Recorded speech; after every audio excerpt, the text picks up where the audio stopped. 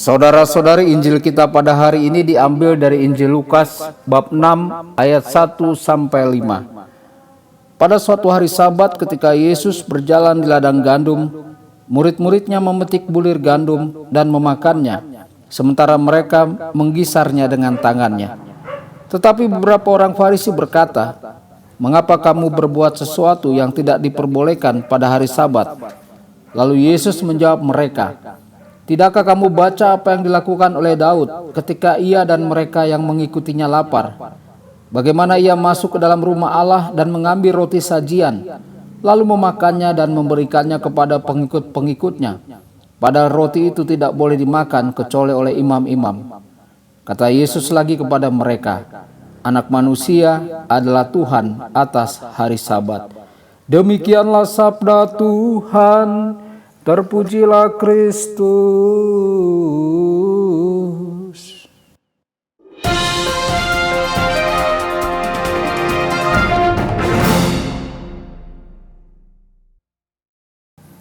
Saudara dan saudari terkasih dimanapun Anda berada, jumpa lagi dengan saya Romo Tedens dalam saluran Warta Kabar Sukacita. Semoga Anda semua dimanapun berada senantiasa dalam keadaan sehat dan bahagia. Saudara-saudari, kadang-kadang sebuah kalimat pendek dapat mengungkapkan banyak hal tentang apa yang terjadi dalam pikiran dan hati seseorang. Kita dapat melihat sekilas ke dalam hati Hitler yang korup dengan kalimatnya yang terkenal, "Saya tidak mengerti mengapa manusia tidak boleh sekejam alam." Tindakannya adalah yang paling kejam. 30 tahun yang lalu, ketika Santo Yohanes Paulus II terpilih sebagai paus, kalimat sederhana yang dikatakannya, "Jangan takut," mengindikasikan sikap yang akan ia miliki selama 26 tahun kepausannya yang tanpa rasa takut. Dalam perikop hari ini, orang-orang Farisi mengatakan begitu banyak hal tentang keadaan hati mereka dengan hanya mengatakan sedikit hal. "Mengapa kamu melakukan apa yang dilarang pada hari Sabat?" Orang-orang Farisi terjebak dalam hal-hal lahiriah dari hukum Taurat dan melewatkan gambaran besar yang dibawa Kristus, kasih yang sempurna kepada Allah dan kasih yang heroik kepada sesama. Sebagai orang Kristen, kita tidak dipanggil untuk memiliki hati yang menghitung-hitung, melainkan hati yang dipenuhi dengan kasih tanpa syarat. Tokoh lain dalam perikop hari ini adalah Raja Daud, yang dipuji oleh Kristus karena memilih untuk memberi makan tentaranya yang kelaparan, daripada mengikuti dengan cermat norma-norma hukum Taurat tentang makan. Dari kisah Daud dan Goliat, kita belajar bahwa Daud memiliki hati yang berani sejak masa mudanya, dan ia percaya kepada Allah di tengah keterbatasannya. Hati Daud muda, jujur, dan rendah hati. Raja Saul berusaha membunuhnya, namun ketika Daud memiliki kesempatan untuk membunuh Saul di dalam gua, ia mengalah dan kemudian menebus kesalahannya dengan Saul. Hati Daud menjadi lemah ketika ia jatuh cinta kepada istri Uria dan kemudian membunuh Uria. Namun demikian, hati Daud tidak menjadi dingin karena dosa ini. Sebaliknya ia bertobat dengan sungguh-sungguh.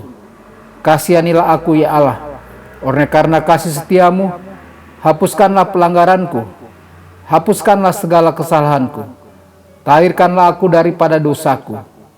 Dengan waktu dan kesabaran, Daud membentuk hati yang luar biasa yang mengasihi Tuhan dan sesamanya.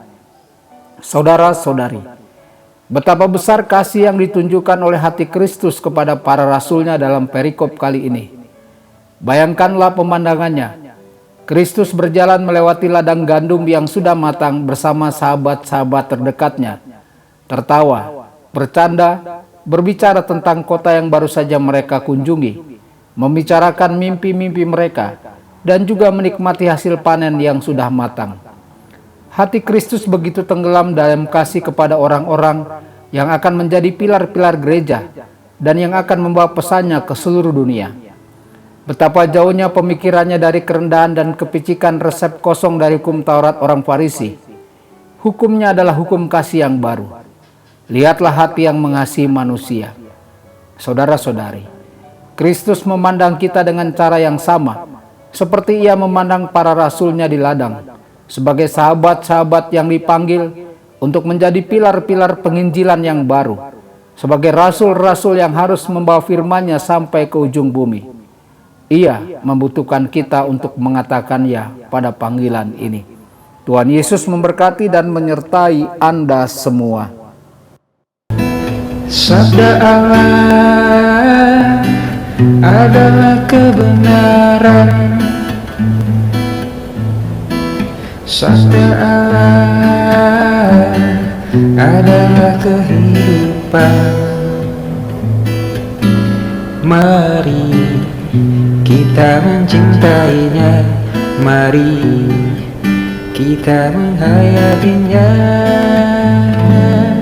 Ya Tuhan yang ku muliakan,